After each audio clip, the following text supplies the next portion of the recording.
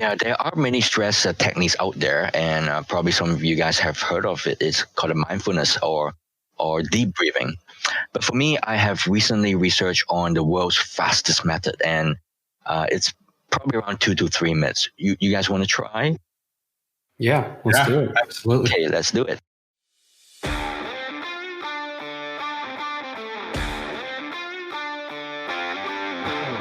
Welcome to the Two Sales Guys podcast with your hosts, Sean Whitley and Matthew Sopiers.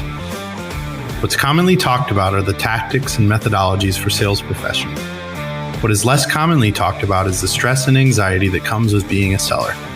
Each day, sales reps are asked to take rejection after rejection, operate in a world of uncertainty and high pressure, and either fail to hit their number or get a higher quota the next year.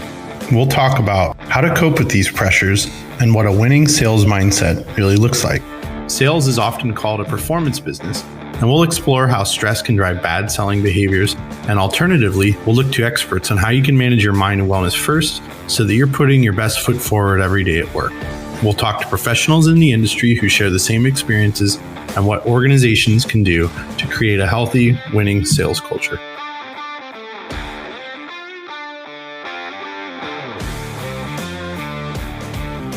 Welcome to the show, everyone. I'm so excited you joined us because we have a very special guest today.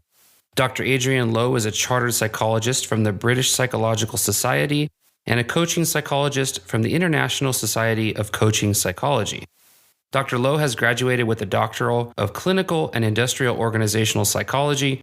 He also holds a master's degree in education.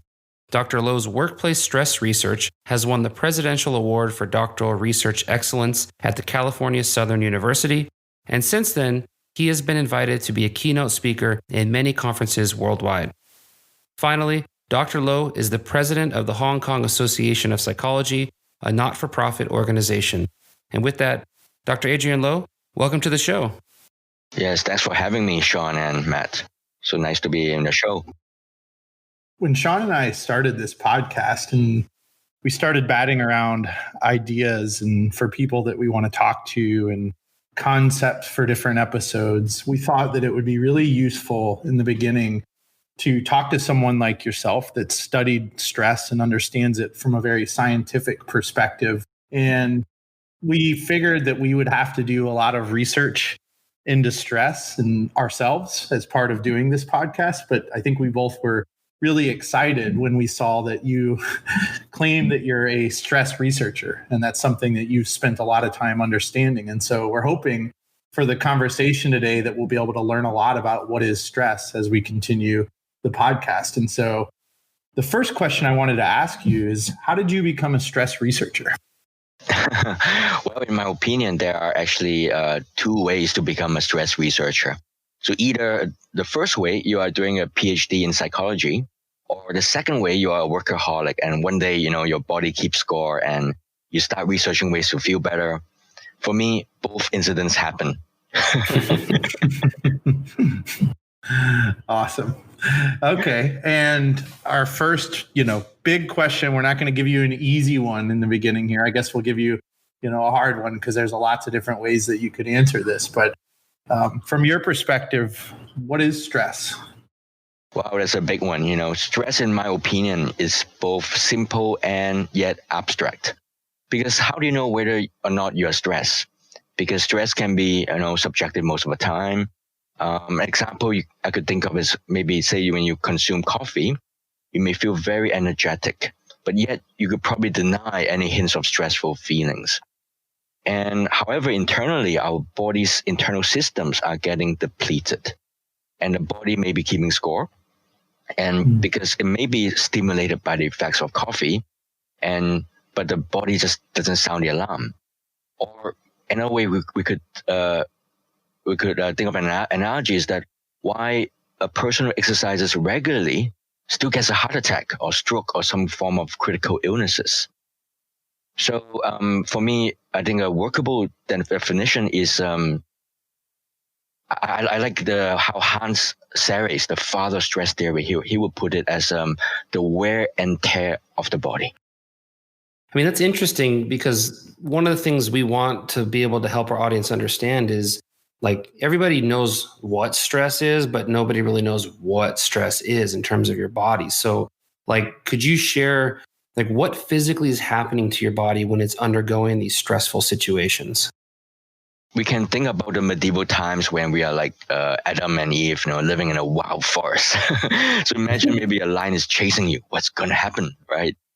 Definitely our stress response will be activated. Our body secretes more of epinephrine, or in today's context, we talk about adrenaline and even glucocorticoids.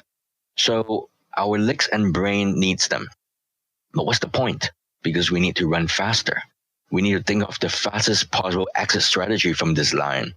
And during the process, our body will secrete less growth hormones or less reproductive sex hormones because these parts of our body doesn't need them. Our gut doesn't need them, right? Our ear doesn't need them, not to mention reproductive systems. So people would probably complain that, hey, why we're trying so hard for a kid, but we're still not getting them, right? And that's because, their stress levels are highly activated. And these are parts of the body which intentionally gives up these resources for survival mode. And if we stretch this further, we run away from the lion, we go to a safe environment. And then our body begins to restore itself.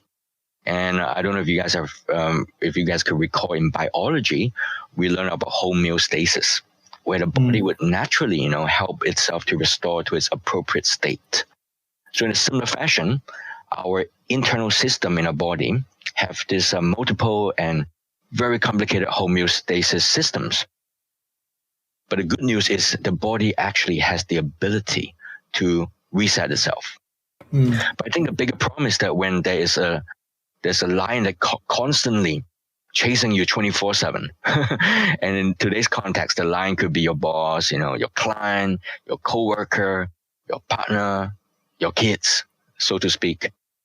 But I think many of us, are not even aware that there is a lion or who are the lions, in our lives. So I think awareness is the first step, isn't it? Yeah, absolutely. And I love the analogy because it very simply puts it that you can't outrun a lion forever. Otherwise, you just can't. It's physically impossible. And I think it's probably the same for stress. It's at some point it becomes impossible to manage subjecting yourself to stressful situations for repeated times over and over. And one of the things that Sean and I found really interesting when we were doing research ahead of this interview is that you did a study on employees' heart rate variability and workplace stress. Maybe you could tell us a little bit more about your findings in that study that you did? Sure. And also to help the audience to know a little bit more about what's heart rate variability, because basically it's a measurement of the beat-to-beat variance of the heart. So the greater the variance, the healthier the person. And for me, doing the research, which I conducted on over 85 full-time employees who are like working at least 40 hours per week in a large corporation in Hong Kong. And the results in general, it's in alignment to other stress research where we can see like the older employee, the unhealthier they are, or maybe the higher the stress, especially relational tensions, the more unhealthy they will be. But I think one of the very key astonishing finding which I found was that there was a significant positive correlation found between heart rate variability, which is like the overall health, between intention to quit and heart rate variability. So that means that healthier employees may have higher intentions of quitting their jobs. And this is really interesting because it may also imply that employees who are left in the company are the unhealthy ones. And, from the company perspective, when employees are not in their healthy state, productivity drops, financial losses would happen. And another dilemma is how we need to think of strategies to retain the healthy ones. So therefore, I think it's twofold. And to simply put, the entire workplace environment, just needs to transform the environment to make to foster happier and healthier employees so that employees continue to be productive, which leads to a win-win situations there. Yeah, I mean, Sean, I think you've probably seen this before. I certainly have, where you talk to someone that either is about to leave a company or has just left a company. And it's almost like their physiology changes. They feel like they have a glow, an extra energy. And I would imagine that's what you're referencing, Adrian, is when people, they leave a stressful position, all of a sudden things are better. So that's a pretty neat finding that you have in that study. Now, we, in the culture of sales, pretty well known that stress is inevitable and it's a part of the position. And I think there's even managers that would argue that stress is a good thing. What's your opinion on that? I mean, are there good types of stress? And, obviously we talked about the bad types, but yeah, it'd be good to hear. Do you think there's good types of stress? Yeah, I think for the sake of definition, this definition has been around since the 1900s. There were two psychologists at that time, Yerkes and Dawson. So they postulated that there are two kinds of stress. One is the bad stress and one is the good stress. And bad stress would include maybe the stress is too high or maybe it's too low. While the good stress is the stress that motivates optimal performance. Mm-hmm. And I think it's about how we deal with the good stress or the bad stress. And however, I would also add a point that the good stress itself has a time limit, and we have to make full use of that time limit. Otherwise, the good stress will become bad stress as well if it's not done within a certain period of time. Mm. And today we hear terms like procrastinations, and I would boldly define procrastination as the inability to complete tasks within the good stress time frame. Like, what happens when stress builds up like that? Like, what happens to the body? What happens to the mind? What happens to the mind? Well, that's a really good one. When the stress system is activated, our heart beats faster, just like when the lion is chasing us, trying to bring this glucocorticoids or the oxygen to the vital parts of our body, such as our legs and our brain. And, along with that comes with, white blood cells. Again, this is part of the body's survival mode, our body is really smart, very intelligent. And we should appreciate that, because, let's say when a lion, attacks us and we start to have some wounds coming up, and the good thing about the body system is that there will be white blood cells helping to heal these wounds. So if the lion attacks you, it bites you, and you bleed, the white blood cells can help to heal the wounds. So therefore, the higher the stress that we are experiencing, the higher the healing process, so to speak. However, there's a downside to this, because in our bloodstream, there are pathways known as bifurcations, like, when a pathway becomes two. So this white blood cells will just constantly hit the bifurcations, and some debris, they will start to pile up at the bifurcations. And after an extended period of time, the debris will start disintegrating itself and travel through the bloodstream. And we can imagine when this debris, gets to the brain, what happens? We get a stroke. And if this gets to a heart, and what happened? You get a heart attack. Yeah, so you get a picture, right? So therefore, this is this physical aspects, how stress can lead to complications within the body. And the other thing to note is the emotional aspects, So along with stress comes the emotion, especially the negative ones. Say, for instance, if you are frustrated with the immense workload that you have, in the office, emotions can escalate. So it may become from frustration to anger the next moment. Emotions build up, and the worst emotional state would be depression. Mm. Yeah, I mean, it's almost crazy to me that, in some professions and cultures and businesses, that we celebrate subjecting ourselves to stress over and over and over when there's such serious implications. There's obviously business impact to what we talked about earlier, losing employees and burning out employees. But, moreover, people just are unhealthy if they're subjecting themselves to this stress over and over. And I think you you said it really well, which is businesses really need to think about transforming the way they think about stress and how they help their employees manage it. Yes.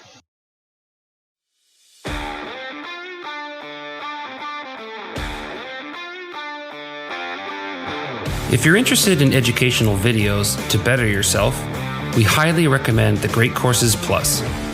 The Great Courses Plus is a subscription video on-demand learning service that gets you unlimited, uninterrupted access to a world of learning anytime and anywhere you want it. With courses on thousands of topics, you're sure to find something that will ignite your curiosity and invigorate your passion for learning. So head on over to the2salesguys.com/GCP.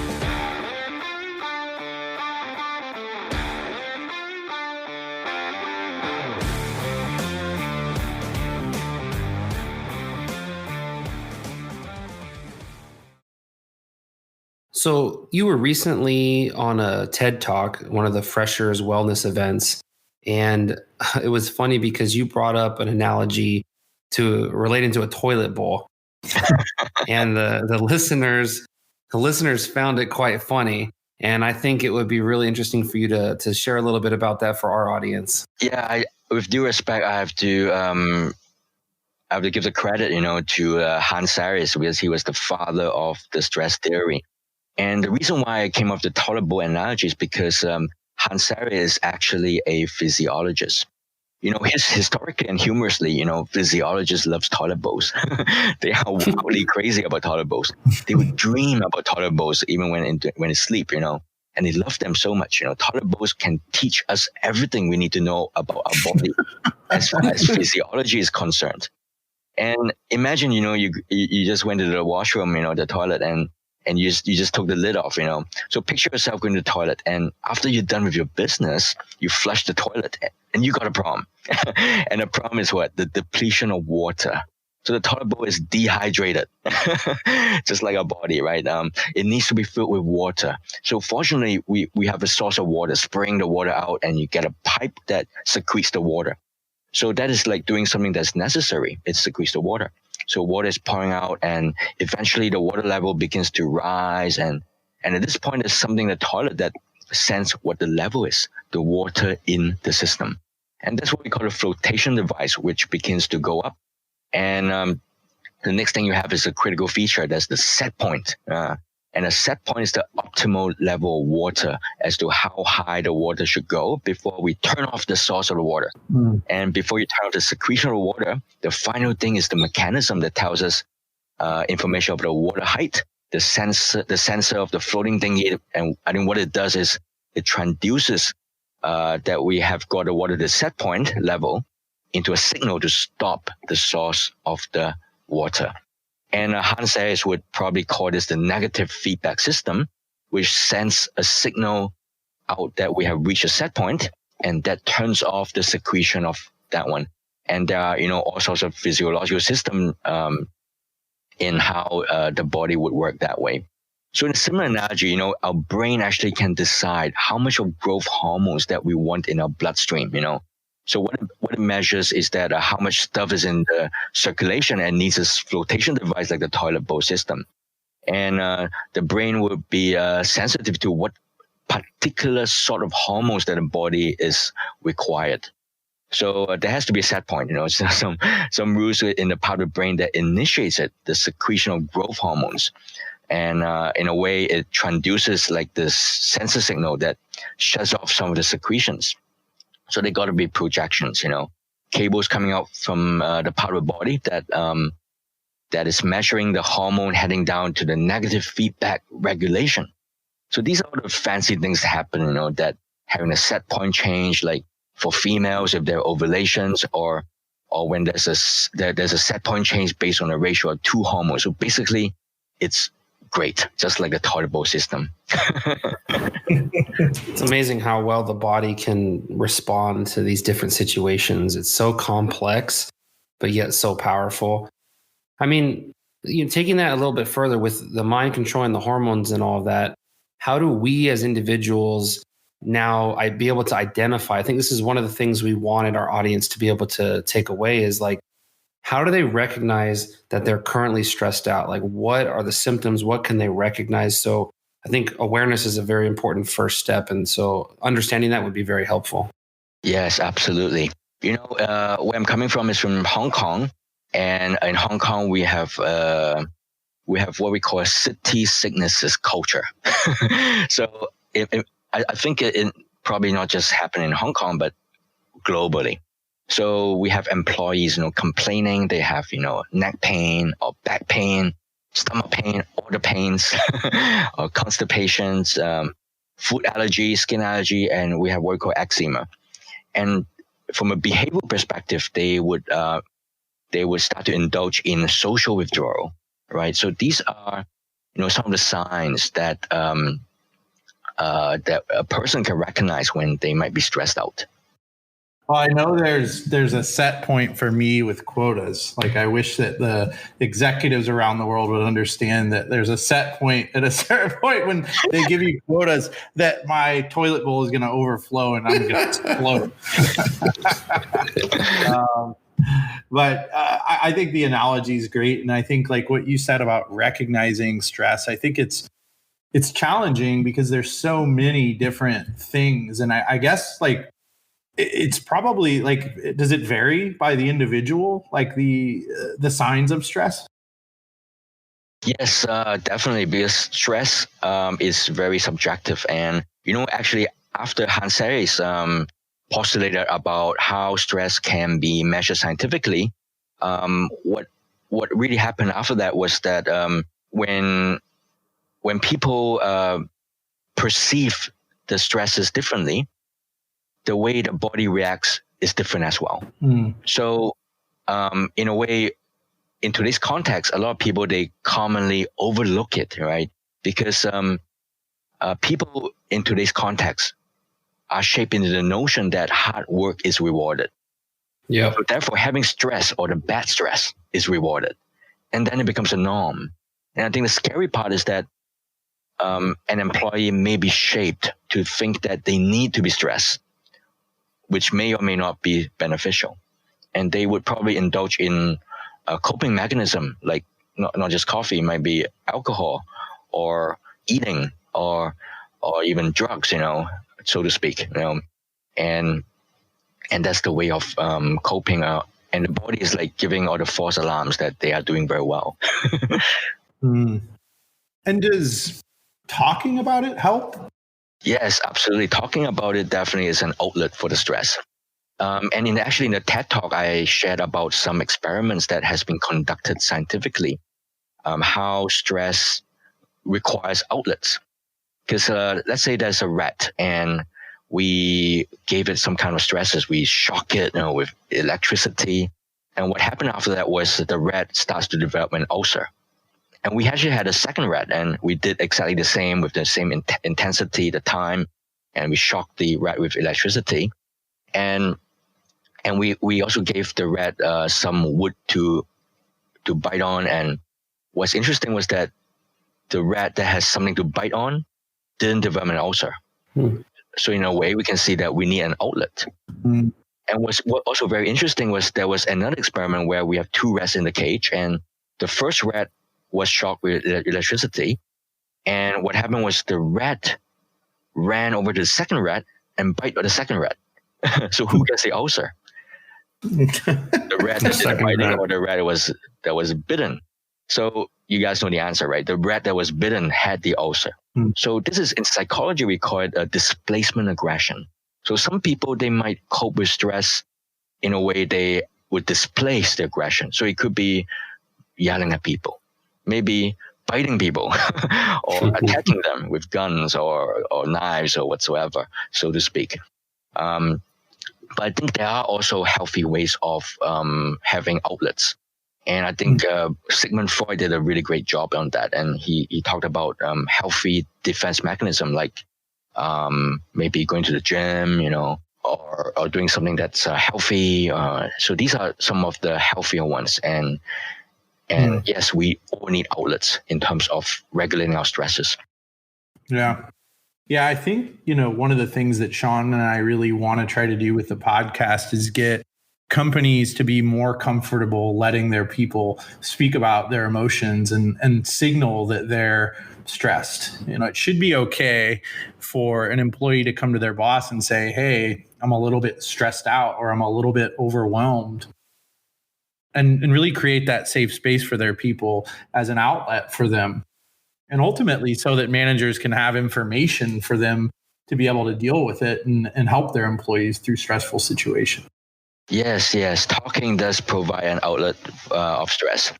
And as mentioned just now, that because emotions, can escalate into more severe forms. So on a positive light, just by talking, it may help to allow the emotions to transform to positive ones. Yeah. Well, and I think that's a good segue into techniques and things that you've learned that can help people manage stress. And so, for our audience, Adrian, do you have any techniques that you can share that would help reduce the effects of stress, either when they're experiencing it or, prior to a particularly stressful moment? Yeah, there are many stress techniques out there, and probably some of you guys have heard of it. It's called a mindfulness or deep breathing.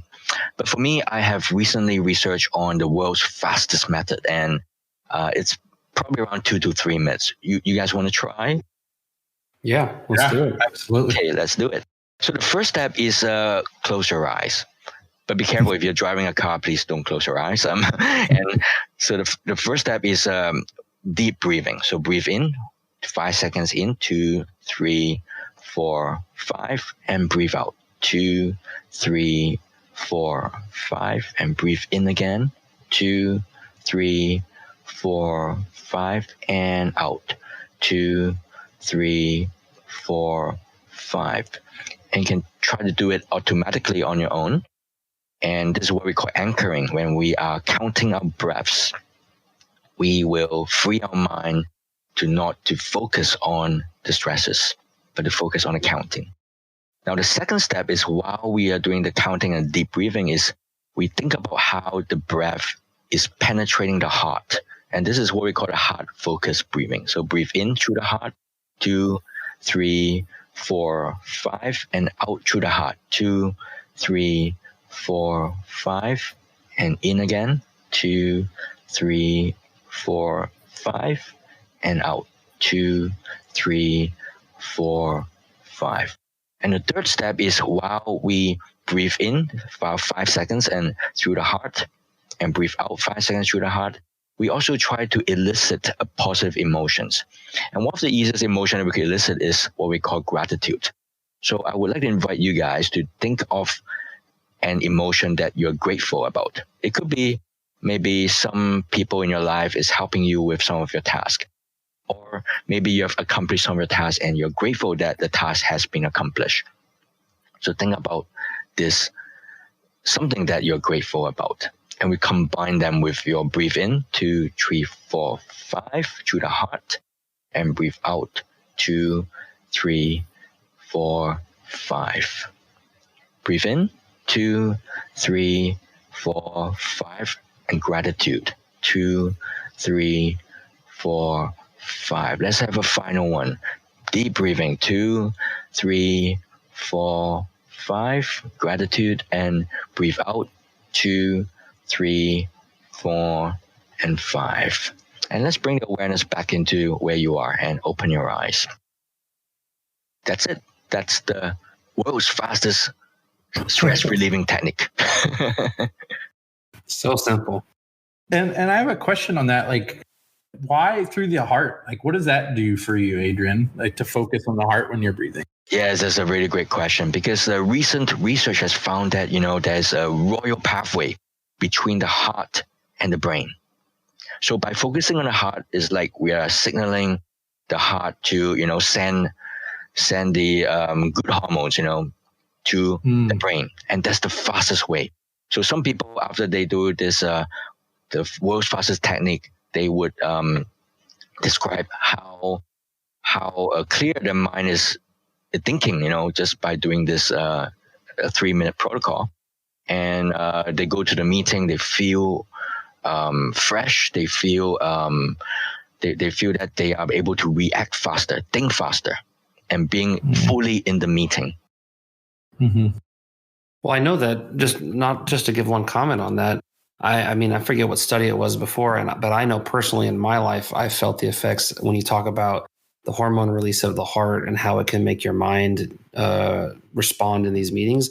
I've read and studied that, standing on your feet and walking around while you're in a meeting actually causes your brain to focus or be clearer. And I know that when I take phone calls, for example, with customers or have important meetings, when I'm standing up and pacing back and forth in the meeting room, when I can, of course, not in front of the customer, sitting down at a table, but I definitely feel sharper. I feel more focused. So similarly, I think you're right in that tie from the heart to the brain. There's definitely something really interesting there. Yes. And you can consider taking off your shoes and taking off your socks as well, because we can rely on Mother Nature, to help us to relieve some of our stresses as well. As the stresses can travel through our body and through our feet and being earthed back to the earth. Yeah, feeling grounded. Yes. And figuring out just like doing something. I mean, Sean, it's interesting that you said that helps. I used to think that pacing around helped me on calls. But what I found out is it actually worked me up more. It got me talking a little bit faster. It got me a little bit like even more anxious sometimes. And so I actually had to like learn to slow down and try to sit and be calm and change my postures. Even like sitting back has helped me like take a phone call much more casual, much more relaxed than if I'm like hunched up over the microphone, kind of like I'm attacking the person on the call. So I mean, I think it's probably like figuring out what works for everybody, because it can be different. But the point is, taking some time to think about what it is that will help you in those moments, especially before. I think breathing, I was even doing some breathing exercises, Adrian, before the interview here, just to prepare. So since we're talking about some techniques, one of the things that I think has dramatically changed in our world today related to COVID is, so I used to go to an office 4 days a week, and it was an hour and a half commute each way. And as bad as that commute is, as much stress as that probably added to my life and to my, work environment, there was this disconnect process on the way home, being able to shut off work and get into the home mindset and with my family and all those kinds of things. Now that we're all working remote and we're pretty much working in our home environment, and there's not really that delineation, it's not clear these days.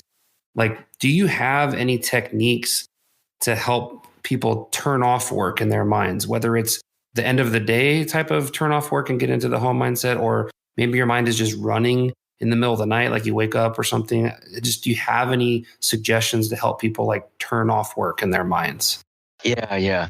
We have to be aware of three things that's happening in our lives. There's our thoughts, our behavior, and our emotions. So when it comes to our thoughts, we need to be aware of the negative thoughts. And we can actually reframe negative thoughts to become positive ones. And in our behavior, we can probably set up some boundaries that we need to have, sufficient time for ourselves. And it's like what we call the me time. And simple things like exercising regularly can help. And again, we need to be aware of our emotions. So if we are experiencing negative emotions, we can try to find out what triggered the special or specific negative emotions, and reframe the negative thoughts and invite positive emotion to sink in. So I think there are 5 tips I want to share with you guys. Is the first tip is probably try to indulge in good time management, and that can help to reduce some of the stress. And number 2 is take enough breaks during working hours. Like as what you have mentioned, you can walk around, go to the pantry, or grab some drinks, take enough breaks during the work hours. And tip number 3 is establish boundaries and know what you can and what you can't handle, and not to be the yes man, to do everything, and something that's out of your scope or a competency.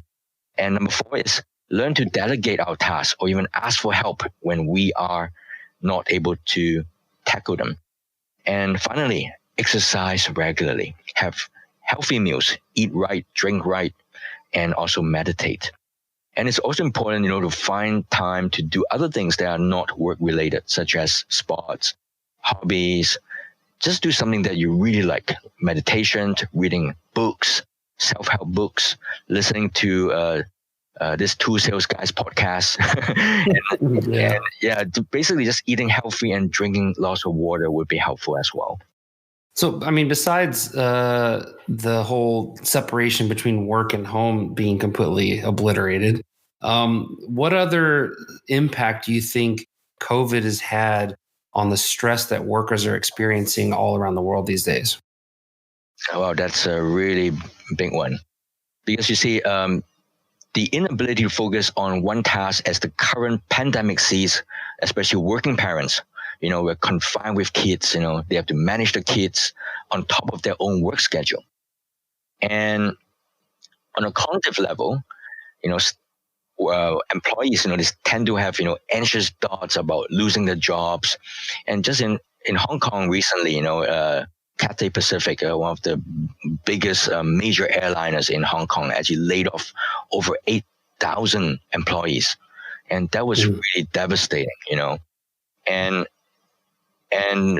so staff or employees, they are so worried that the future is becoming bleak because of the pandemic.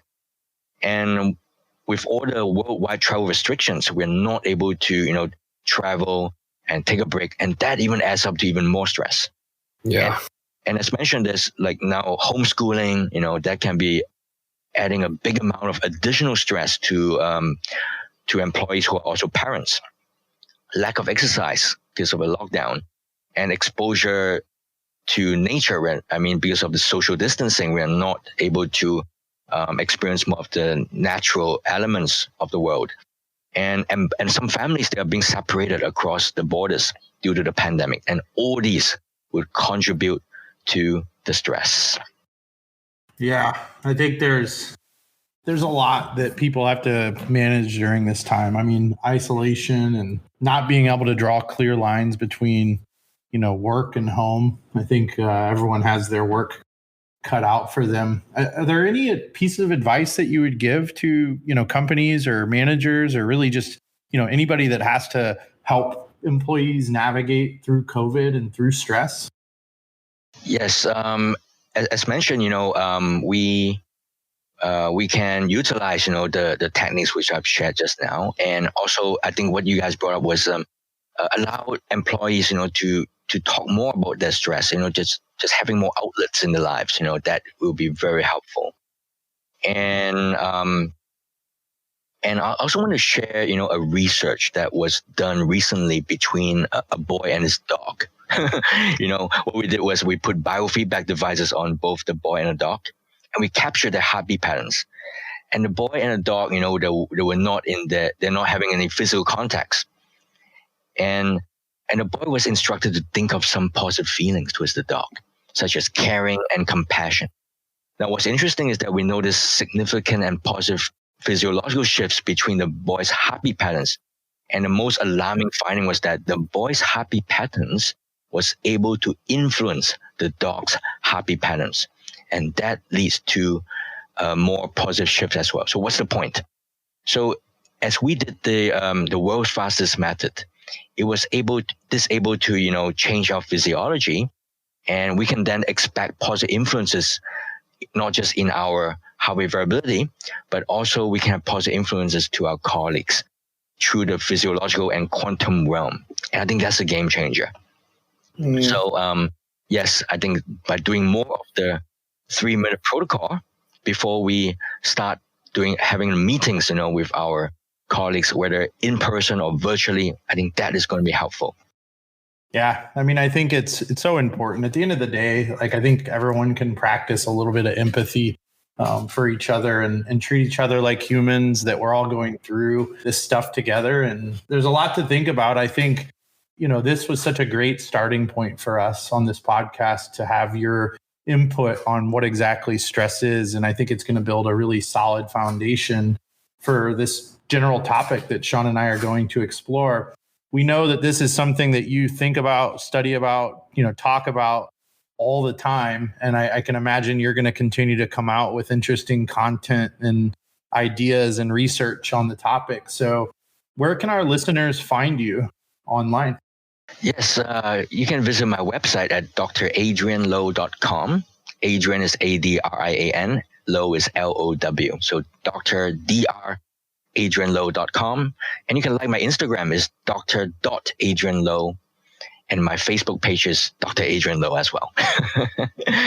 Wonderful. Amazing. Yeah. We really appreciate, you taking time to join us here and help our audience, somewhat get a baseline of understanding what stress is and some really interesting techniques that I think we can all apply. So thank you so much for joining us today. We really appreciate that. It's my pleasure. And I also appreciate both you guys, to Sales Guys podcast, to help with what's happening globally. And you can see the numbers rising up in the US but how you guys are using this as a platform, to help alleviate some of the stressors. I also appreciate that.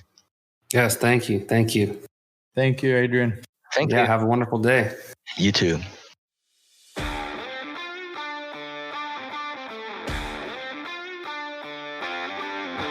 Thank you so much for listening to the Two Sales Guys. Coming up on our next episode, we're going to discuss what it's like being on COVID Island. We're going to highlight what's happened, what's changed, and what it's like to move into a remote role. Additionally, we'll cover the stress and pressures that come along with such a change. We'll also discuss how businesses have changed the way that they think and the way that they measure sales performance during the pandemic. Also, what can we do as sellers to manage all these new changes and the additional stress that comes with being remote? If you've enjoyed all the content so far, please head on over to our website, thetwosalesguys.com, and follow us on all of our social media accounts, Instagram, Facebook, and Twitter. We appreciate all the support, and thanks for listening.